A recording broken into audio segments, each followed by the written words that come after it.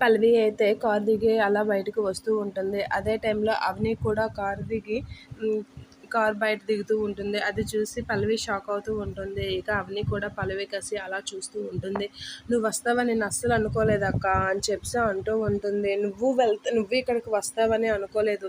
సరేలే ఇద్దరం అనుకోకుండా వచ్చినట్లుగా ఉన్నామని చెప్పి అంటూ ఉంటుంది. సరేలే అక్క అని చెప్పి అవని పల్లవి వాళ్ళిద్దరైతే మాట్లాడుకుని లోపలికి వెళ్దామని అనేది అనుకుంటూ ఉంటారు. ఇక పల్లవి అయితే "నువ్వు ఖచ్చితంగా వస్తావని నాకు తెలుసు అక్క, భయంకైనా వస్తావు" అని చెప్పి అవని పల్లవి అయితే మనసులో అనుకుంటూ ఉంటుంది. "నువ్వు నా భర్త చైర్మన్ అవ్వకుండా ఉండడానికి ఏదైనా చేస్తావని నీ ఆట కట్టించడానికే వస్తున్నాను" అని చెప్పి అనుకుంటూ ఇద్దరు లోపలికి వెళ్తూ ఉంటారు. అలా లోపలికి వెళ్ళి అక్షయ్‌కి అయితే అందరూ కంగ్రాట్స్ చెప్తూ ఉంటారు. అది చూసి అవని చాలా హ్యాపీగా ఫీల్ అవుతూ ఉంటుంది. ఇక పల్లవి అయితే క్లాప్స్ కొడుతూ ఉంటుంది. ఇక రాజేంద్ర ప్రసాద్ అయితే అందరి ముందు అక్షయ్‌ని ఈ డాక్యుమెంట్స్ మీద సంతకం పెట్టడానికి, చైర్మన్ పదవి స్వీకరించడానికి ఆహ్వానిస్తున్నాను అనైతే పిలుస్తూ ఉంటాడు. అలా పిలవగానే అక్షయ్ వాళ్ళ నాన్న ముందుకైతే వెళ్తూ ఉంటాడు. అలా వాళ్ళ నాన్న ముందుకు వెళ్ళి చాలా హ్యాపీగా ఫీల్ అవుతూ ఉంటాడు. ఇక క్లాప్స్ కొడుతున్న టైంలో ఆఫీస్‌కి అయితే పోలీసులు వస్తూ ఉంటారు. అది చూసి అక్షయ్ షాక్ అవుతూ ఉంటాడు. ఏంటి వీళ్ళొచ్చారు అనైతే షాక్ అవుతూ ఉంటారు. ఇక పల్లవి అయితే